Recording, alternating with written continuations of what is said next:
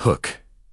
Picture this. A barren stretch of desert, scorching heat, scattered tribes worshipping countless gods. Now, fast forward just a few centuries. That same desert has spawned empires that stretch from Spain to China. Cities that make Rome look provincial, and a golden age of science that lights up the entire world. Sounds impossible, doesn't it? But that's exactly what happened. This is the story of how a single man's vision transformed the Arabian Peninsula into a civilization that would reshape 3 continents, survive brutal invasions, and leave a mark on history that's still visible today. Buckle up, because we're about to race through 1,000 years of triumphs, tragedies, and some of the most dramatic power struggles you've ever heard of. The unlikely beginning, right?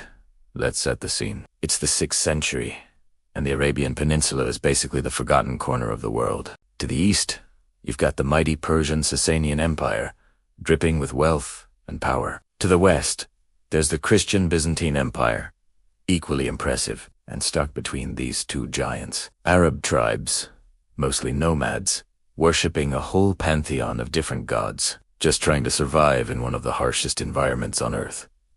Nobody's paying them much attention. Why would they? These people have no empire, no grand cities, no unified identity. They're just Then, around 570, a child is born in Mecca.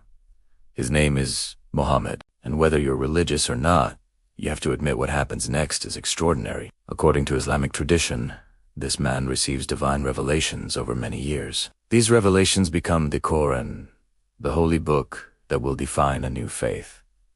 But Muhammad isn't just preaching, he's building something much bigger. A community, a movement, a nation. At first, it doesn't go well. He's persecuted, mocked, driven out of his own city. But after relocating to Medina, a migration so significant, it marks year 0 in the Islamic calendar. Everything changes. Muhammad unites the fractious Arab tribes under the banner of Islam, a strictly monotheistic religion that rejects the old gods entirely. By the time he dies in 632, he's created something unprecedented, a unified Arab nation bound by faith. The crisis of succession. Now, here's where it gets messy. Muhammad's dead. Who's in charge now? This question, simple as it sounds, will haunt Islamic civilization for centuries. Solution. They create the title of Caliph, meaning successor. The first 4 caliphs, known as the Rashidan, or rightly guided caliphs, are chosen based on their close ties to Muhammad and their personal merit. These 30 years are remembered as Islam's glory days. But don't be fooled. Behind the scenes, it's chaos. 3 of these 4 caliphs are assassinated. Tensions are boiling over. The biggest flashpoint, Ali ibn Abi Talib, Muhammad's cousin, and his supporters, who become known as Shias, insist that Muhammad specifically appointed Ali as his successor. Therefore, only Ali and his descendants have the right to lead. Their opponents, later called Sunnis, don't buy it. They say no such appointment ever happened. This disagreement starts as politics, but it evolves into something much deeper. It becomes the greatest religious split in Islam, a divide that persists to this very day. But let's not overlook what's happening militarily. The Rashidun Caliphs are absolutely smashing it on the battlefield. In an expansion that would make Alexander the Great jealous, Muslim armies conquer everything from Iran to North Africa. The Byzantine Empire loses massive chunks of territory. The Sasanian Empire, completely obliterated. Gone. Dynasty takes hold in 661. A powerful Arab family called the Umayyad seizes control. They move the capital from Arabia to Damascus and introduce something new. Hereditary rule. The title of Caliph now passes from father to son, like a crown. It's a dynasty, plain and simple. The Umayyads don't just maintain the empire, they explode it outward. Muslim forces push into Central Asia in one direction and clear across North Africa into Spain in the other. At one point, they're knocking on the door of France itself. But in 732, at the Battle of Tours, Frankish forces hand them a defeat that stops their westward advance cold. Western Europe remains Christian. Back in Damascus, Caliph Abd al-Malik is busy centralizing power, strengthening Arab identity, and commissioning spectacular building projects. The Dome of the Rock in Jerusalem. That's his doing, but the Umayyads can't escape internal strife. Rebellions flare up. Civil wars erupt. Different factions are at each other's throats. The worst moment comes at the Battle of Karbala, where Umayyad forces kill Ali's son. For Shias, this becomes a defining tragedy, a wound that never heals. Eventually, all these opposing forces coalesce into an army that brutally wipes out the Umayyad family. In 750, a new dynasty rises from the bloodshed. The Golden Age begins. The Abbasids are a Sunni Arab family who claim descent from Abbasid Muhammad's uncle. And honestly, their reign is when things get really interesting. Shortly after taking power, they defeat the Chinese Empire at the Battle of Talas, securing their eastern frontier. But unlike their predecessors, the Abbasids aren't obsessed with endless conquest.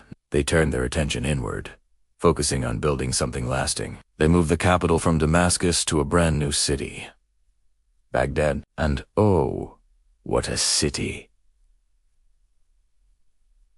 it becomes. Within decades, Baghdad is the largest, wealthiest, most sophisticated city on the planet. It's a magnet for intellectuals, poets, physicians, philosophers, astronomers. They all flock there. Greek scientific texts are translated into Arabic. Original scholarship explodes. This is the Islamic Golden Age, and it's not an exaggeration. While Europe stumbles through the Dark Ages, Baghdad is pushing the boundaries of human knowledge. Mathematics, medicine, astronomy, literature.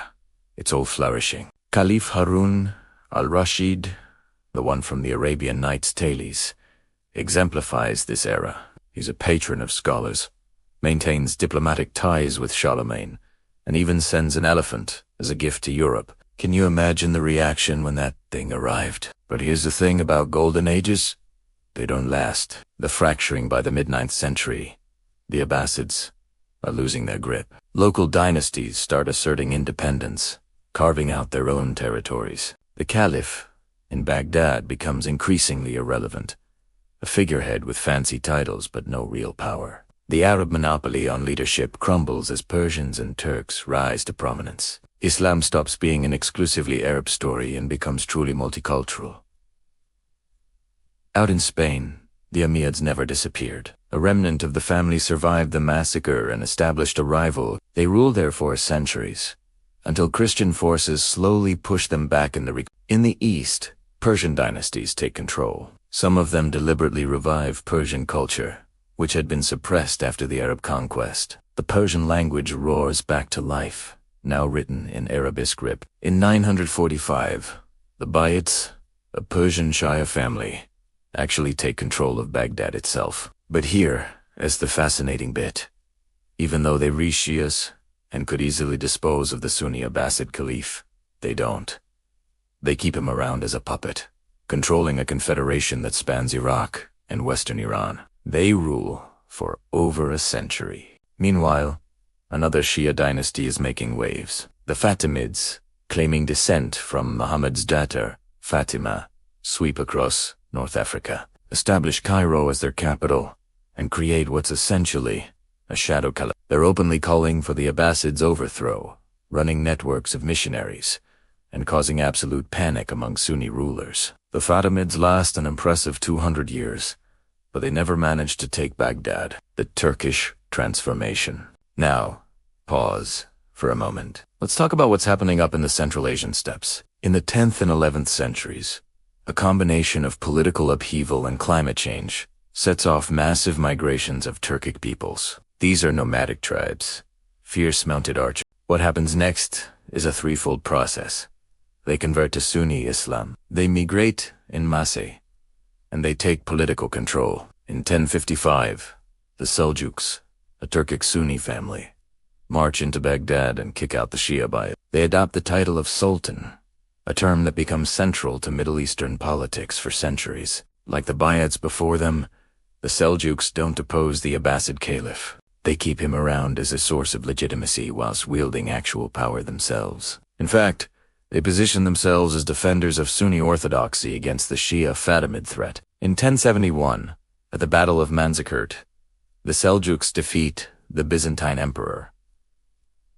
This opens up Anatolia to Turkish settlement. Over the following centuries, Greek-Christian Anatolia transforms into Turkish Muslim land. The Sultanate of Ram becomes the dominant power in the region.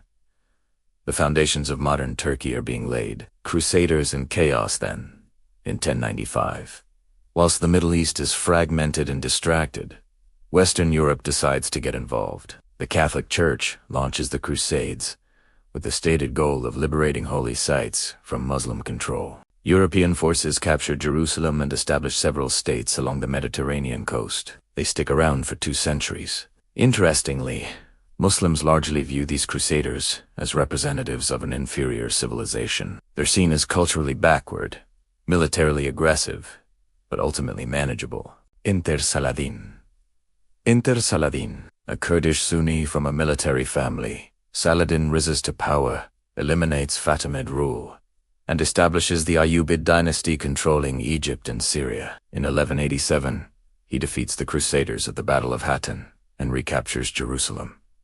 It's a devastating blow, though not a fatal one. The Crusaders cling on for another 100 years. Meanwhile, the Seljuk state collapses, and a new power emerges, the Khwarezmian Empire, controlling Iran and parts of Central Asia.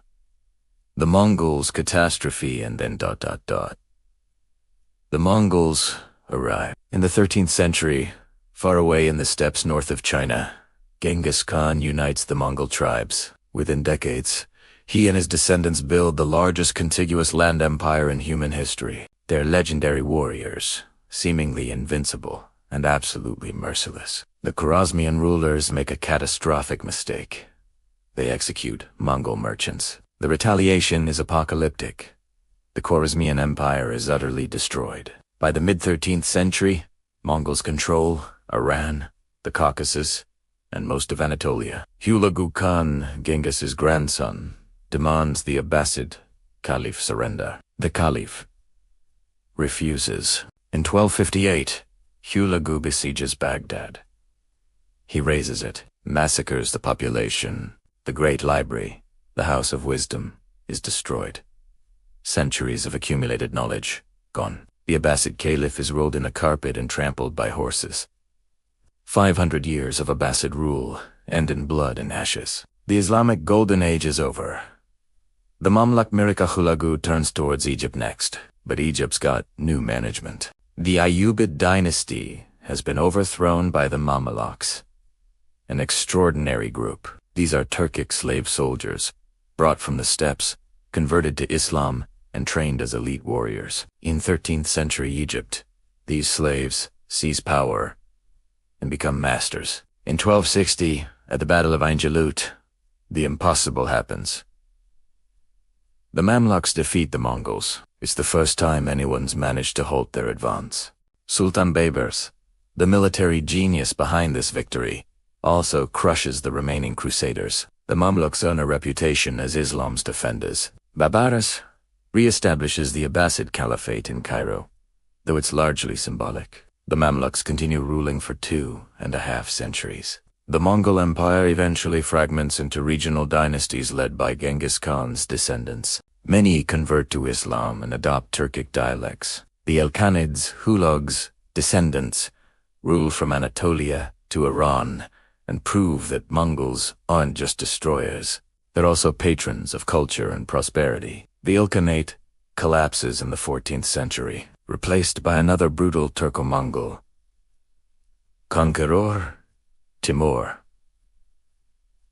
His empire demonstrates yet again that extraordinary cruelty and cultural achievement can coexist. The Ottoman rise. Around 1300, in a small corner of Anatolia, a man named Osman leads a tiny Turkish principality. His descendants chip away at Byzantine territory, conquering lands in Anatolia and the Balkans, slowly building what becomes the Ottoman Empire. In 1453, They achieve the unthinkable.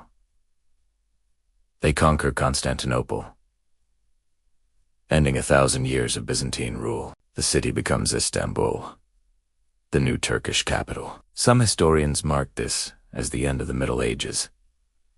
Sultan Selim, the Grim Triples, the empire's sizes, newly invented gunpowder weapons. In 1517, he captures Cairo, executes the last Mamluk sultan, terminates the Abbasid Caliphate, and declares himself Caliph, the leader of Sunni Islam. The Ottoman Empire spreads across the Middle East, North Africa, and southeastern Europe. Alongside it, two other Islamic empires rise: the Shia, Safavid Empire in Iran, and the Mughal Empire in India. These three gunpowder empires dominate the early modern period. The long goodbye the Ottoman Empire, the final caliphate in Islamic history, endures for 600 years. It only falls in the 20th century, following the First World War. Think about that for a moment. From Muhammad's revelation in a cave to the collapse of the Ottoman Empire spans nearly 1,300 years. 13 centuries of empires rising and falling, of brilliant cultural achievements and devastating conquests, of religious schisms and political intrigue. So, what's the takeaway? Islamic civilization didn't emerge from nowhere, and it didn't disappear into nowhere. It's a continuous thread running through world history, adapting, transforming, surviving catastrophes that would have destroyed lesser civilizations. From the deserts of Arabia to the palaces of Istanbul, it's a story of human ambition, faith, conflict, and resilience on a truly epic scale. Closing! And there you have it, 1,000 years condensed into one journey. Empires that stretched across continents, minds that pushed the boundaries of knowledge, and conflicts that still echo today. Islamic history isn't some distant, separate story. It's woven into the fabric of world civilization. If you've made it this far, smash that like button, subscribe for more history that actually makes you think, and drop a comment telling me which empire or figure fascinated you most. Was it Saladin's heroics? The Mongol devastation? The unlikely rise of the Mamluks? Let me know. Until next time, keep questioning, keep learning, and remember, history's never as simple as it seems.